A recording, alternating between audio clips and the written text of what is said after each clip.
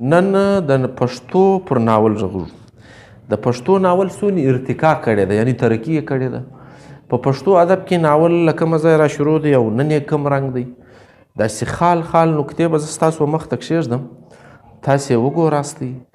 بیا د پښتو ناول تاسو ویلی هم سئ، کتلی هم سئ، او له ویلو کتلو پس بیا تنقیدي جایزه اخیستلی سئ. یعنی چې سړی دا صلاحیت ولري چې په د ناول په جوړښت خبر سي، د ناول په تعریف خبر سي، بیا هغه ته ناول ویل اسانه وي، بیا په هغه کې عیبونه هم لټولی سي، ښېګړې هم پیدا کولی، نقاد لا سړي زه جوړېدلی سي. د پښتو ادب اول ناول ما تاسو ته ویلي و چې دغه لیکلی و راحت زاخیلي صاحب. د پښتو اول ناول چې دی ماروخ نومېږي، ماروخ، میم الف ما هی ورسره واچوئ، رخ. دا ته په بریکټ کې ولیکئ نتیجه عشق. په 1906 کې یو واقعه زموږ راحت صاحب لیدلې ده، بیا یې هغه واقعه چې ده د ناول په شکل کې موږ ته ایښې ده په پښتو ژبه باندې. نو دا په 1920 کې چاپ سوی دی. ښه، دا به یاد لرئ. اوس نو له 1920 څخه تر 2020 کاله پورې 100 کاله ناول کېږي په پښتو ادب کې. په دې پوهېږئ؟ یعنی پښتو ادب ناول هم 100 کلن سوی، 100 کال، 100 کاله یې پوره سو. دا ناول ځینې خلک نقادان وایي چې د ناول چې کومې ښېګړې دي یا کوم فني ارزښتونه دي هغه نه پوره کوي. ځینې بیا وایي چې دا مکمل ناول دی، چونکې نقادان هر سړی خپل نظر لري، نو څوک په یوه نظر ورته ګوري، څوک په بل نظر ورته ګوري. خو کوم چې د ده هغه مکالمه نګاري ده هغه ډېره خوندوره ده، او کوم چې د ده منظر نګاري ده هغه په زړه پورې ده، او دا تخیل چې دی دا بیخي ډېر پکښې دی، پر عشق باندې دی، د هغه انجام یې ښوولی دی. نو دا شیان چې دي د ماروخي کیسه کې راځي، دا ډېر اسانتیا پیدا کوي د پښتو ادب لپاره. موږ به د ګرد پښتو ادب یو سرسري جاج اخلو په ناول کې. نو ناول ودغه ته وایي چې کیسې پکښې وي. د ناول جوړښت دا دی چې کردار ولري، پلاټ ولري، په هغه کې منظر وي، په هغه کې مکالمه وي. یعنی چې کردار لري بس دا ذهن جوړ کړي، هغه به خامخا غږیږي. مکالمه او خبرو ته وایي، نو کردار به خامخا پر یو شي غږیږي چې دا تاسو غږېده واورېدل، هغه په خپله ودې ته رسېږي چې پلاټ یې څه دی. نو دا به ضروري وي. دا د ټولې دنیا د ادب دغه تعریف دی. اوس نو زموږ د پښتو ادب ناول چې دی په کومه پیمانه باندې ورته ګورو، په انټرنیشنل پیمانه چې په دنیا کې چې کوم ادب لیکل کېږي په هغه معیار باندې پوره دی که یا د پښتنو چې کوم ماحول دی په دغه ماحول ورته ګوراست. لیا شاوخوا چې پښتانه د چا سره څنګلوري دي، نور وطنونو کې چې ادب لیکل کېږي له دغه سره برابر دی.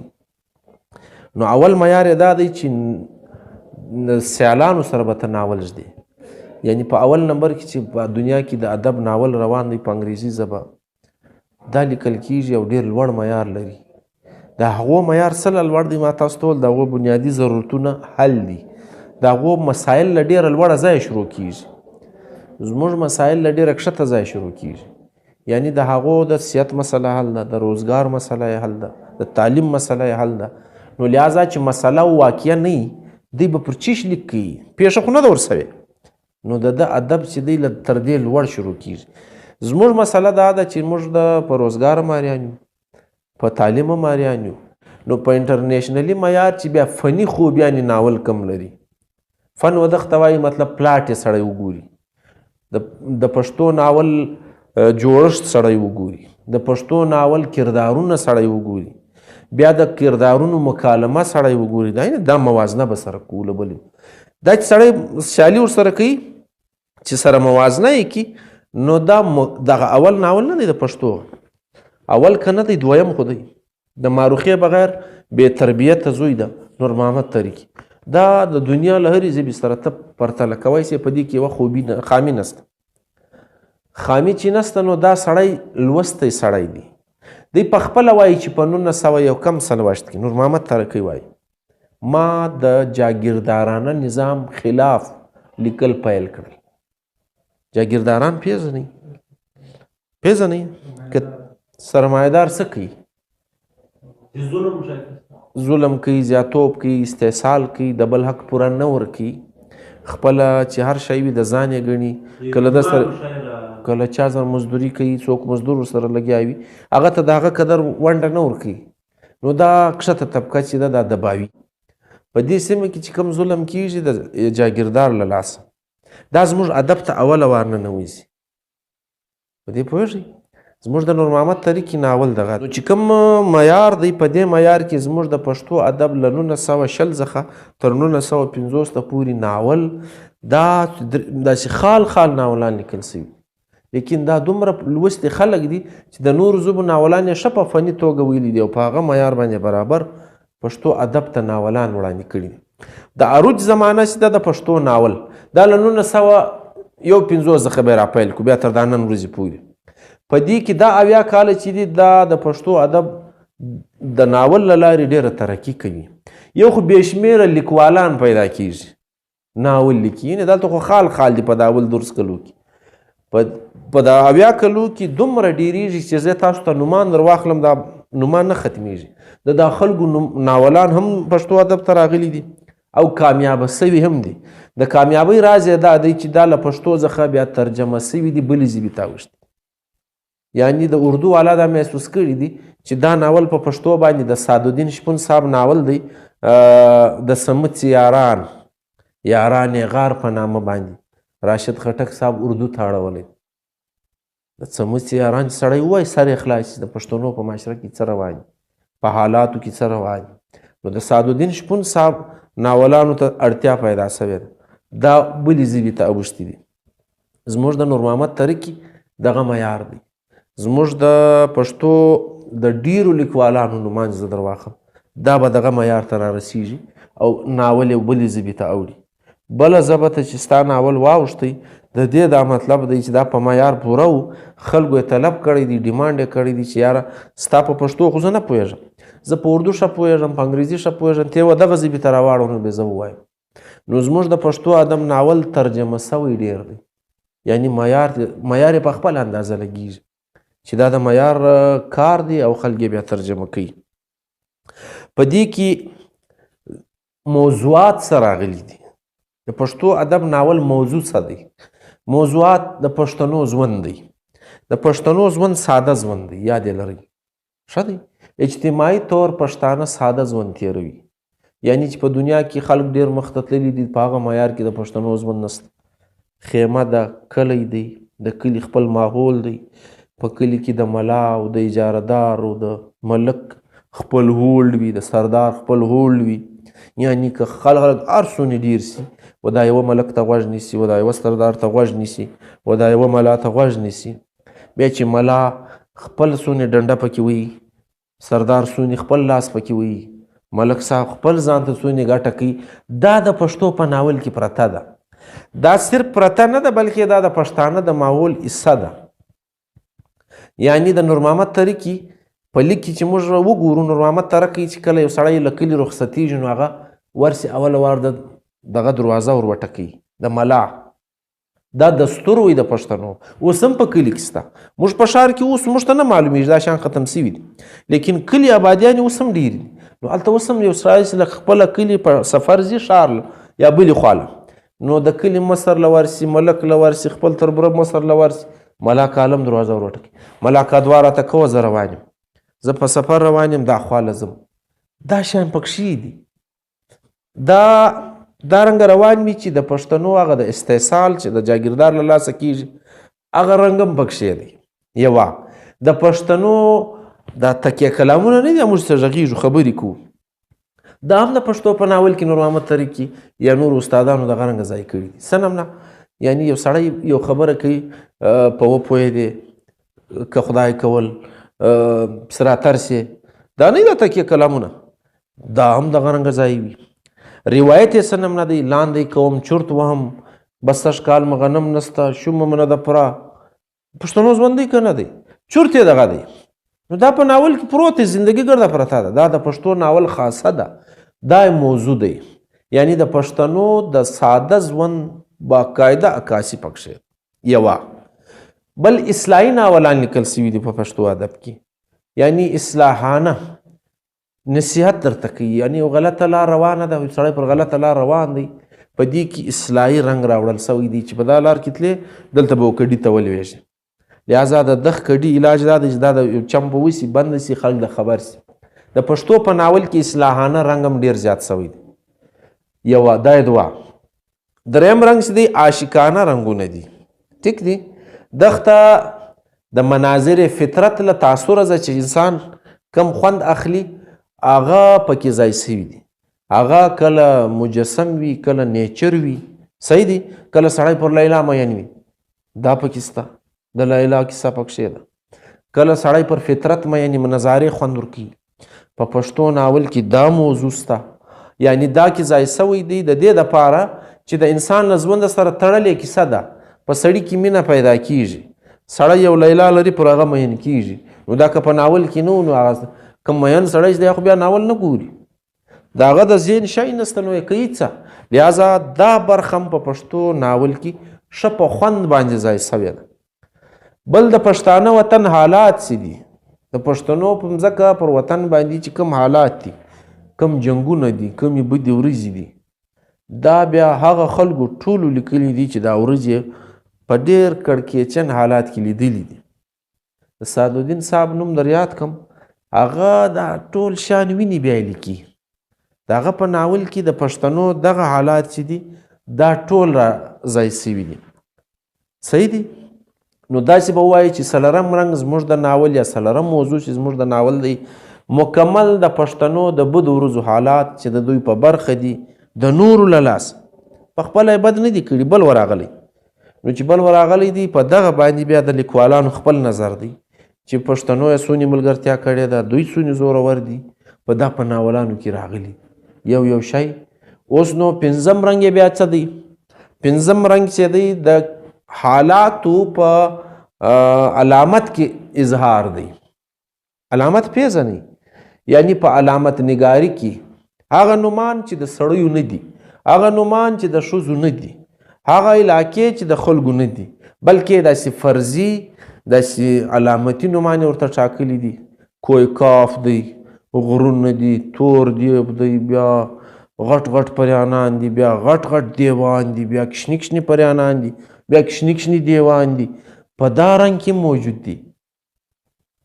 او دا د انسان په عقل پوهنه باندې بیا دلالت کوي چې یاره یو سړی دومره لوی لیکوال دی، دا دونې غټه کیسه یې وار وزین ته اچولې ده، بیا یې موږ ته راشئ، بیا یې اوس ګورئ هغه اوریجنل کردارونه یې ګرد ختم کړي دي. یو سړی نسته کې ګرد پریانانو دیوان دی. په دې پوهېږئ سړی لوړېږي په دې باندې، دلته لوړ سي ذهن ستاسو تر مخ یو واقع کېږي او تاسو د هغه مکمل نقشه په ذهن کې کښېنوئ. بیا ذهن ته دا سوچ درلوږي چې زه خو لیکوال سړی یم، باید چې د یو څوک په دا واقع خبر کړم. نو ته د ناول دا رنګه شکل جوړې چې دا ګرد کردارونه له خپله مخه بدلوې، پر هر یوه خپل نوم ږدې او معول خپل معول نه ښکاره کوې، بلکې خیالي معول ږدې. صحیح دی. دا اړخ د پښتو ادب ډېر خوندور دی. په دې کې د فاروق سرور نوم زه سپیشل در یادوم. د ده له ناوله زه به یې څو توري درته ووایم، خندا به هم درسي، خوند به هم درکړي. او هلته به بیا دا کردارونه چې دي دا به تاسې له مخه باسئ، بیا بیا رااخلئ، دا ژوند ته بیا راړئ. ستې ته په ژوند کې داسې پېښې هم شته، یو تور دیب، غټ تور دیب هم شته، کشنی تور دیب هم شته. سپی چې جنګوي دا سګوان دی، نو بیا د چا غټ سپی دی، د چا کشنی سپی دی. د سپیانو کار چې سو جنګېدل. پوهېږئ که نه پوهېږئ؟ دا د پښتو ناول خاصه ده. اوس نو سپیان سره جنګېږي، جنګي څوک؟ شاته نور قوتونه دي که نه دي؟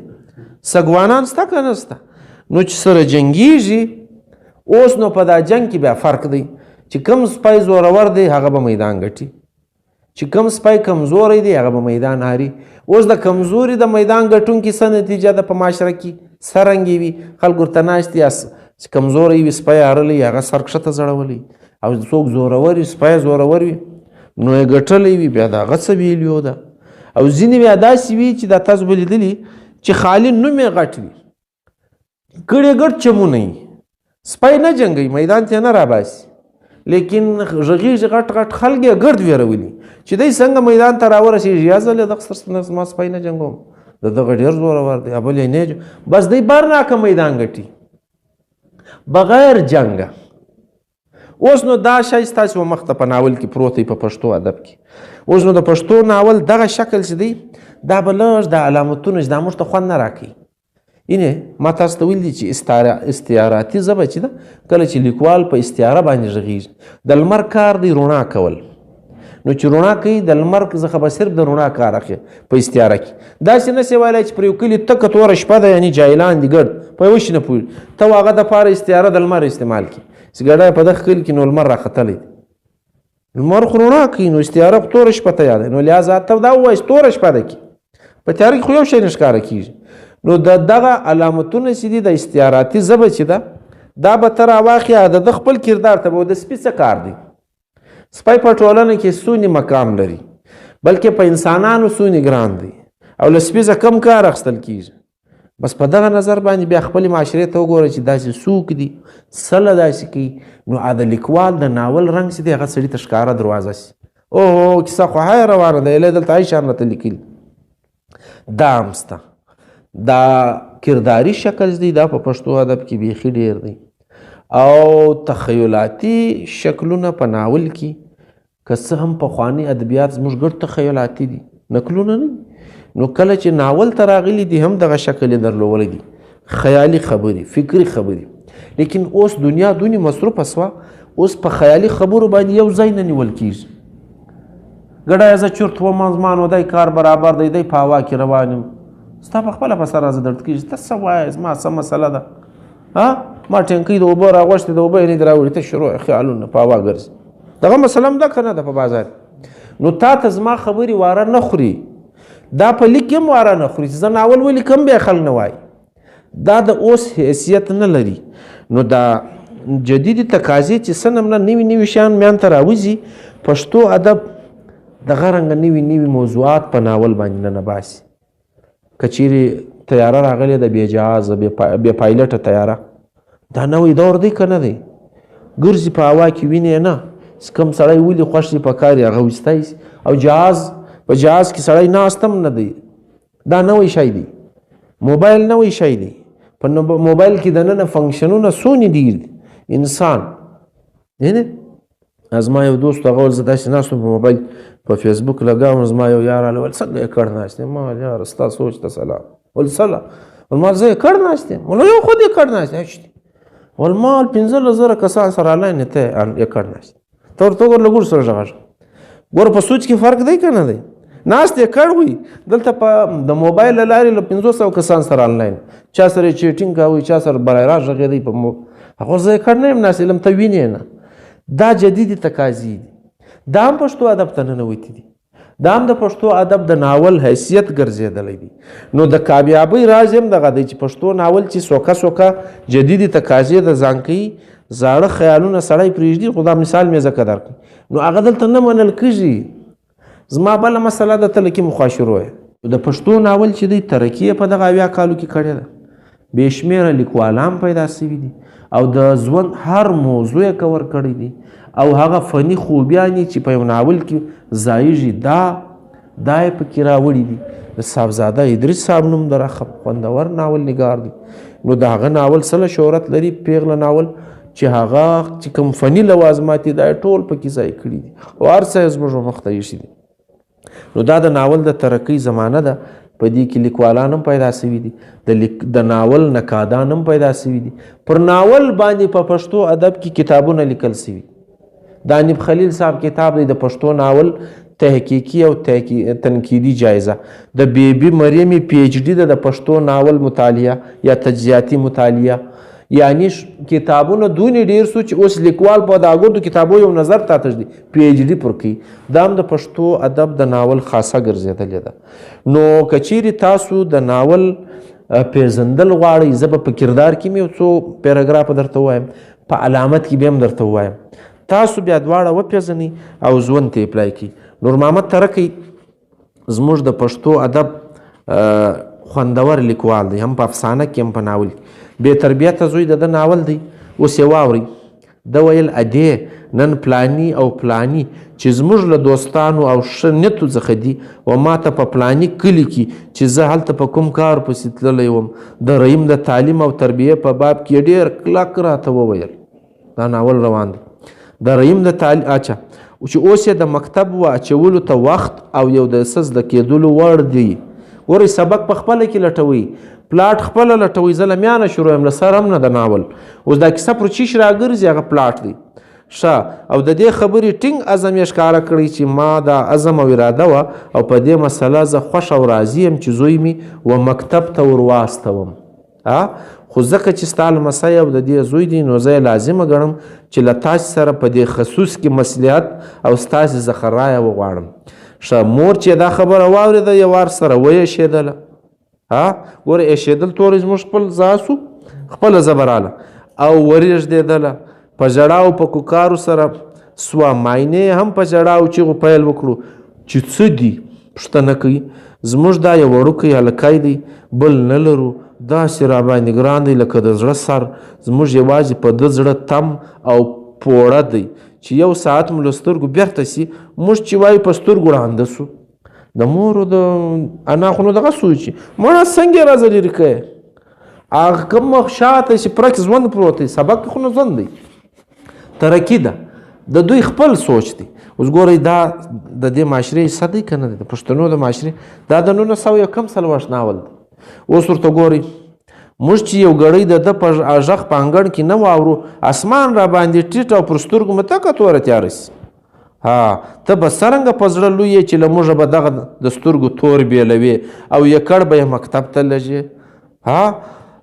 یا لومړی زموږ د دواړو تر سر تیر سه، بیا نو دی مکتب ته واچو.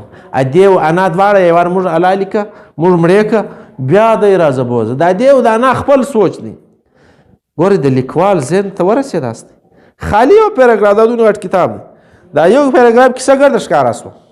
دغته وایي ناول. اوس نو یو وار وایي زموږ تر سر تیر سه، بیا دی مکتب ته واچو. که نو موږ بیخي په دې رضا نه وو چې زموږ هلک د مکتب سبق ویلو په خوارۍ او زحمت کې ولوشي. دا اوس خواري ده، دا اوس زحمت دی، لیکن د دوی سوچ دغه دی چې دا خواري او زحمت دی. تر هغو چې موږ ژوندی یو دی به زموږ له څنګه نه بیلوې. تر هغو چې ژوندی یې تا ته د خدای عمر درکړي، رحیم جان پرېږده لکه چې بډوکي په وازګه کې وساتل سي. بډوکي په وازګه کې باندې ګورئ کمال کوي دا سړی. او د بیدیا سوړ سیلاو هم نه پر ونښلي. شکر دی څه لږ دی او کم دی، اړ خو دې ته دی چې دغه د طی کولو دپاره په آینده کې څه خواري وکاږي او د تعلیم او د سبق ویلو ټولې ناراحتي او تکلیفونه وګالي. خدای دې هغه ګړی نه راولي چې ته به زموږ د زړګي سر راځخه بیایې. شکر دی هر شی کوټه لرو. ډېر دی نو که اوس سبق یایي چې زلمی سي د ده او د لمسي بلکې د کړوسي لا بس دی. که یې څه او هېڅ ډول کار او کسب ته په نسبي اړتیا نه لري. چیغې او کوکاري یې وهلې او دا جملې په ستونو کې د ژړا په غږ لړلې او دا ادا کولې. دا لیکوال وایي وینې د ښځو کیسه یې تاسو ته کښېږو. اوس چی شو سو یو سړی دوې ښځې د دغه کردار د څلورم کردار ذکر د بې تربیته زوی یعنې ګرد ناول پر دا روان دی. اوس له کومې خوا د ده لار راګرځي، له کومې خوا دی نیول کېږي، هغه سورسز هم در وښو. په دې ناول کې ډېر خوند دی. دا ډایرکټ کردارونه دي، علامتي نه دی. اوس دا بل وګورئ فاروق سرور په سګوان کې څه وایي، څنګه غږېږي، زه به یې واورئ. شهزاده په رښتیا چې په سپو کې ښکاره و. ټیک سو، په خورا ښایستو رسۍ او ګلانو کې پیل سوی و. شهزاده د سپي نوم دی. او د هر چا سترګې په ده کې وې او په انتظار و چې جنګ به یې څومره خوند کوي. او بیا چې کله هغه مشرانو دی و میدان ته راوبللی چې سپي به یې سره جنګول، نو د ملک زړه په دربی سو. ملک صاحب دی، د هغه د سپي نوم شهزاده دی. ولې چې هغه اوس هم د پخوا په شان خاموشه و او نه یې پر چا غپل او نه یې چا ته خشمېدی. ښه رښتیا خبره دا وه چې شهزاده د یو غویي په شان غټ پټ و. نو اوس کله خرامان و میدان ته راغی، ښه په نخرو خلکو د خاموشي ولیده او بیا دا میدان په منځ کې کښېنست. نو په خندا سول چې هی څنګه خټکی رامخته سو. او دا ډول دی د خندا.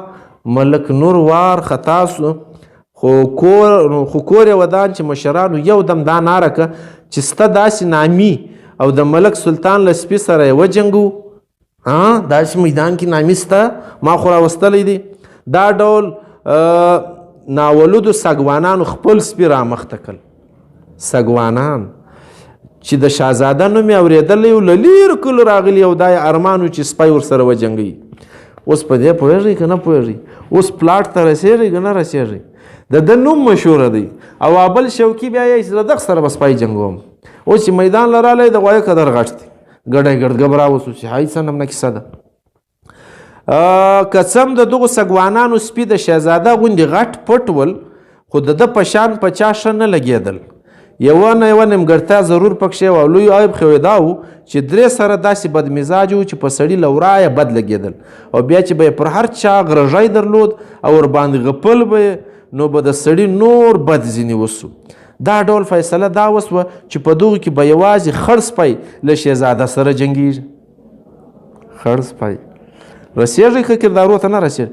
دلته بیا خلکو د خندا ودرېده، ولې چې کله یې خړ له شهزاده سره لیرې ودراوئ نو یې غاښونه سپین کړل او ورباندې غپ یې ول، خو شهزاده هېڅ چورت نه پکې والی، یوازې له خپل ځای ور ولاړ سو او په ډېر حیرانتیا یې ورته کتل چې ماما ته خو هم راورسېدې. او بیا دا څرنګه خصمانان دي چې خبرې ملک نور یې زده کړي دي، او چې خړ سپی خاوند په ملا وټکوي نو هغه داسې ورامنډه که لکه زمری چې په خپل ښکار حمله کوي.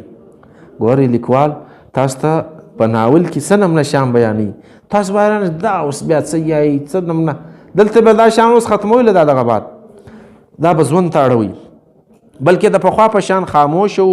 په دې خبره خلک بیرته په خندا سول. دا مهال خو د ملک زړه په دربی سو چې ولاړم نن بې آبه سوم، یعنې زما سپي واړله بې عزته سوم.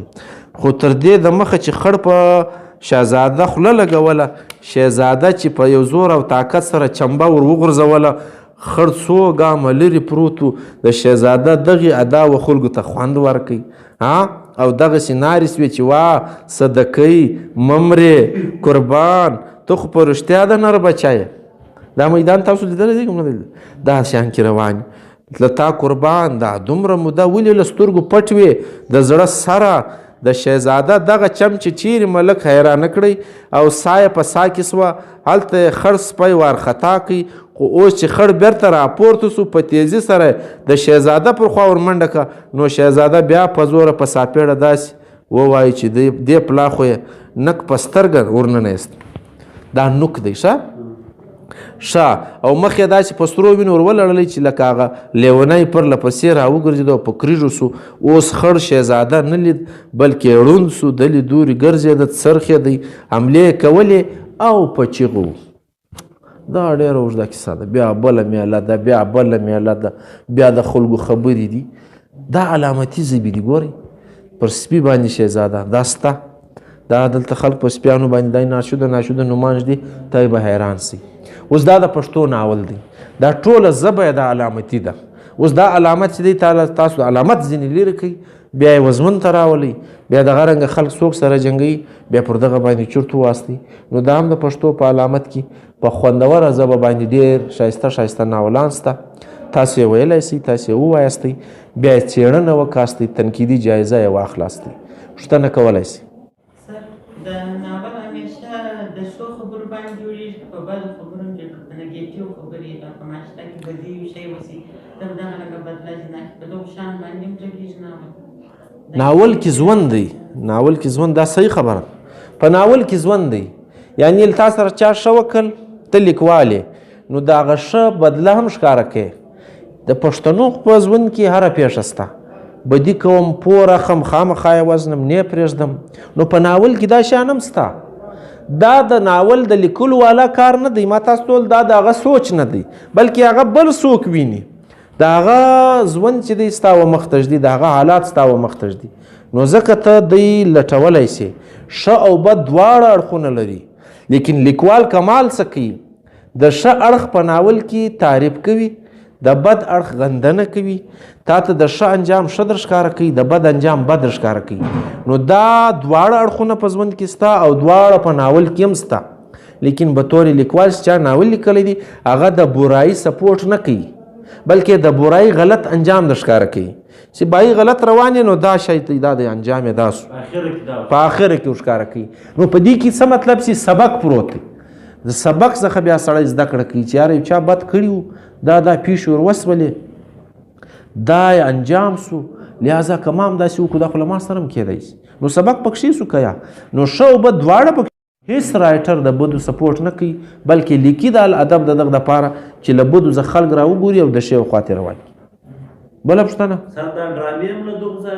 ډرامه په خپله یو صنف دی په ډرامه باندې که ژوند غږیږو خو ډرامه په خپله یو صنف دی به طور کردار ژوندي کردار په سټیج ته کتلی شي دا ناولان څه دي دغه له دغه زخم ته ډرامه جوړولی شي له افسانې زخم یعنی ډرامه ودغه ته وایي چې هغه کومه کیسه چې تا وویله هغه په کردارونو کې چاته ورښکاره کړي او شکل د کردار ورکړي اوس نو جدیده دنیا ده دا پوره کتاب سګوان یا بې تربیته زوی دا چې ته راولاړ سې چې یاره زه دا اوس ناول دا ډرامه کوم پر دغه ناول باندې سټوري ښکاره کوم ګور دې خلکو ته ښکاره کوم نو دا چې تا پر کردارونو کې په ټي وي کې راوسته په ریکارډ کې دې راوسته د کیمرې له لارې څوک د دغه بې تربیته زوی مور سي څوک یې انا سي نو دا خبرې چې ورته کېږي دا ګډ شان ته ښکاره کړي او د دې بیا فایده در ښیم دا سټډي چې ده دا مطالعه دا د سړي په ذهن کې ډېره نه کښېني د ډېرو انسانانو دا مسله وي لیکن دغه سټوري ته داسې په دغه کې ووینې په ویډیو کې